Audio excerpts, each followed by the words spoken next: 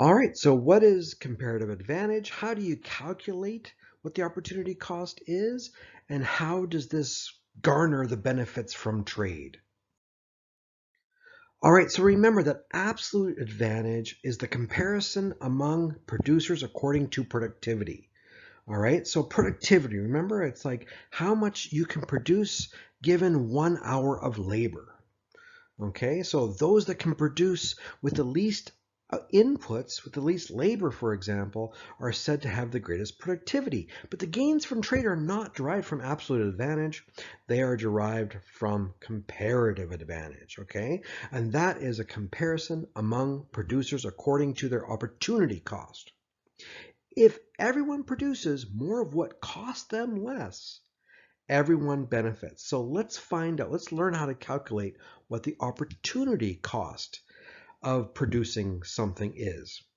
Okay, and the person with the lowest opportunity cost will be the one that should be producing that good.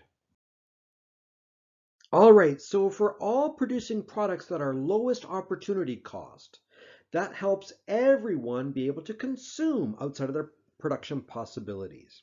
So we have to determine um, who could produce something at the lowest cost. And of course, we're counting our opportunity cost in that, right? So what is opportunity cost again? The opportunity cost of any item that we're producing is what we give up to get that item, what we give up to produce that item. So if we're looking at the farmer here on the chart on the top left, if we're looking at the farmer there, the farmer, what does the farmer give up in order to produce 32 kilograms of potatoes? Right? The farmer gives up 8 kilograms of meat. Okay? So what we're going to do is we're going to break it down and we're going to find out who's got the lowest opportunity cost and therefore who should be producing what item. Okay? So in order to calculate what the opportunity cost of something is, we have to calculate what they're giving up to get it. Okay? So here we go. So this first question right here, what is the opportunity cost of the farmer producing 1 kilogram of meat? All right, so all we have to do is go 32 divided by 8, and that's going to equal 4. So that in order to produce 1 kilogram of meat, he has to give up 4 kilograms of potatoes, right? So I'll put that here, 4 kg potatoes. And what is the opportunity cost of a farmer producing 1 kilogram of potatoes? All right. So in other words, we're going to have to go 8. Oops, I apologize. What happened there? I hit the button, the wrong button, obviously. And that answer is going to be 8 divided by 32. And that's going to be a quarter, right? 1 over 4 or 0.25, right? 0.25 kilograms of meat, right? And so we're going to be able to put that here, 0.25 kilograms of meat. All right. And then so we talk about the rancher here on the right, right? What is the opportunity cost of the rancher producing 1 kilogram of meat? All right. So, well, we're going to have to go with, in order to produce 1 kilogram of meat, okay, pen's not really working here, having issues. All right, so all we have to go is 48, right? What is the opportunity cost of the rancher producing 1 kilogram of meat? Well, 48 potatoes divided by 24 kilograms of meat is going to equal 2 kilograms of potatoes. Right, so 2 kilograms of potatoes. Now remember, whoever has the lowest cost should be producing that item, right?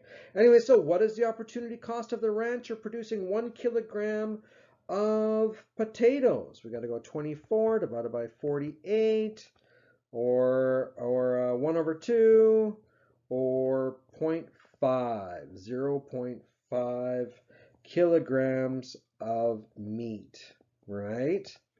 So 0.50 kilograms meat. All right, so who's got the lowest opportunity cost of producing meat? We look, well, it costs the farmer 4 kilograms of potatoes, but it only costs the rancher 2 kilograms of potato. So obviously the rancher here should be producing meat. Who's got the lowest opportunity cost of producing potatoes?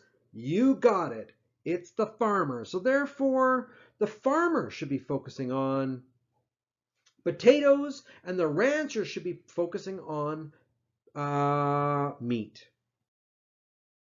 All right, so we can also calculate the opportunity cost by examining the inputs to production. In this case, we're talking about minutes needed to produce either a kilogram of meat or a kilogram of potatoes, all right? So for the farmer here, if you look at the top left, it takes the farmer 60 minutes to produce a kilogram of meat. Well, only 15 minutes to produce 1 kilogram of potatoes. So what's the opportunity cost of producing a kilogram of meat? Well, 60 minutes divided by 15 equals, 4, right? So in other words, we could have, in the time that we produced 1 kilogram of meat, we could have produced 4 kilograms of potatoes, right? And so what is the opportunity cost of the farmer producing 1 kilogram of potatoes?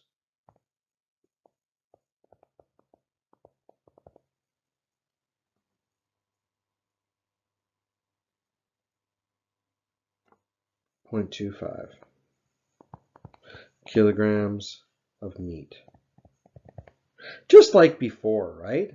We're just thinking about the inputs to production rather than how much we're actually producing, right? What's the opportunity cost of a rancher producing 1 kilogram of meat?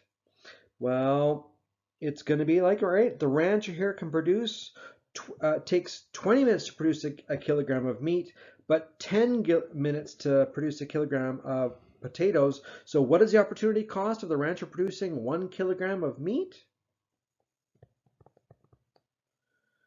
Right? And so it's 2 kilograms potatoes. And vice versa.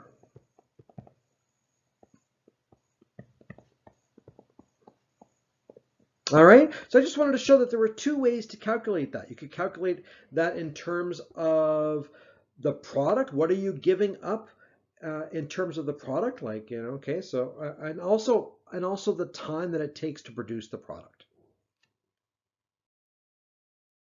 All right, so the gains from trade come from specializing in something, and you specialize in things that you have the lowest opportunity cost of producing, right? And so it's based on the comparative advantage rather than the absolute advantage. So when each party specializes in producing goods where they have a comparative advantage, where they have the lowest opportunity cost, total consumption in the economy rises. So we all benefit from trade by obtaining a good at a price lower than our opportunity cost of producing that good. Trade allows us to do that. So what determines the price at which trade takes place? So the rancher would not, of course, accept less than 2 kilograms of potatoes for a kilogram of meat. Likewise, if 1 kilogram of meat was above 4 kilograms of potatoes, the farmer would just produce the meat himself, right? So of course it's the rancher here in this example, the rancher that should be producing meat because he has or she has the lowest opportunity cost of producing meat. But of course, the rancher is not going to charge the farmer 5 kilograms of potatoes. What? The farmer would just, I'll produce it myself then. So the price is always going to be between the 2 opportunity costs. So, right? So the price of meat for the farmer is likely to be about 3 kilograms of potatoes. It's going to lie between the opportunity costs. All right, so lots of benefits of trade, absolutely. But are there any cons? Answer, absolutely there are, right? There are. And, we lose our self-sufficiency when we trade. Like right now, during the coronavirus recession, we are worried here in Canada about getting medical supplies. And the whole world is having troubles right now with coronavirus and having trouble coming up with medical supplies. Absolutely. And so we've been trading with 3M, an American company with a production facility in America. And this has gone on very well. But now that the coronavirus has spread around the world, America has shut off the exports of a lot of medical supplies, including the 3M masks. So now what are we to do in Canada? We are dependent on those products, and yet we are not producing them ourselves.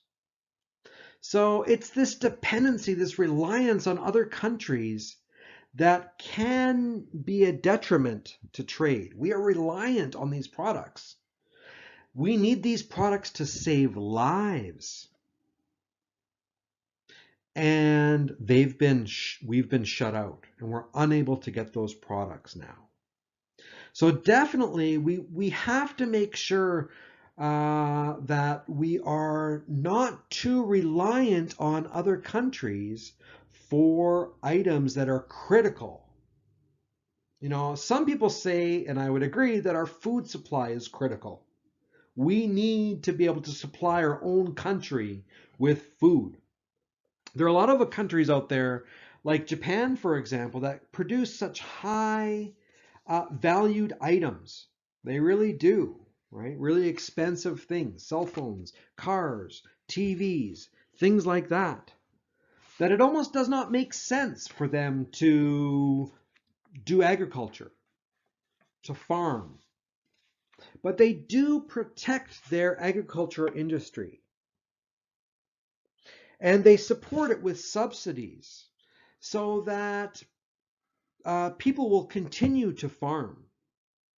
And it's from the Japanese perspective, they think it's very important for them at least to have at least some of their own food supply in case something goes wrong. And so a lot of countries do that. They have a lot of trade restrictions on agriculture.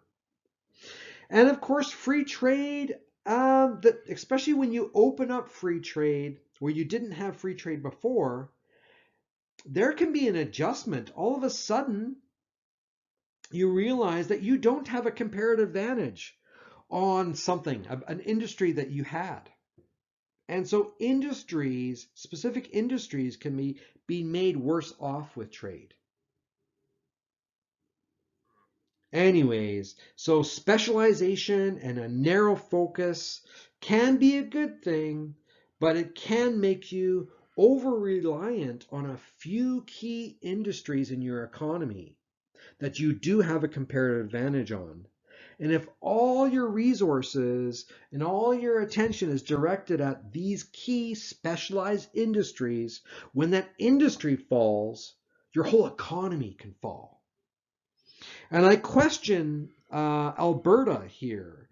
And I'm not saying that I don't value our oil industry. Absolutely, that's not true. But when we do orient our whole economy on one industry, and I understand that that's an exaggeration. We don't on one industry. But when we gear it too much to a narrow focus on one or two key industries, then our economy can suffer when something happens in those industries. Anyways, I hope you enjoyed this chapter on trade.